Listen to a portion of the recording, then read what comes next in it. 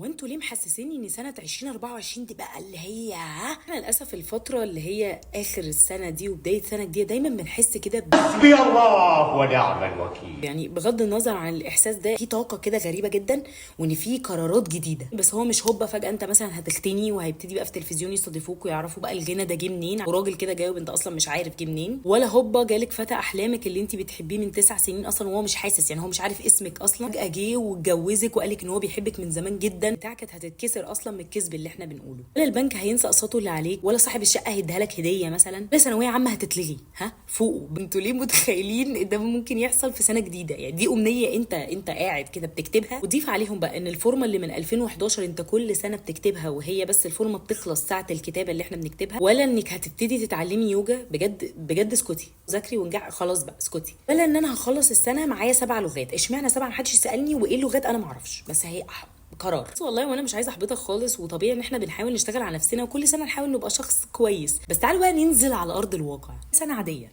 يعني كل اللي وراه حاجه هيخلصها بقى، قسط العربيه لازم هيكمل، مصاريف المدرسه لازم هتدفع، ثانويه عامه لازم هننجحها، جامعه لازم هيعرفوا انك شلت مادتين، وبابا كده كده هيعرف، دهب هيفضل ما عندك اللي هو انت تبيع يرخص تشتري يغلى. شايفه اهم حاجه تشتغل فيها على نفسك ان انت تحاول تعيش.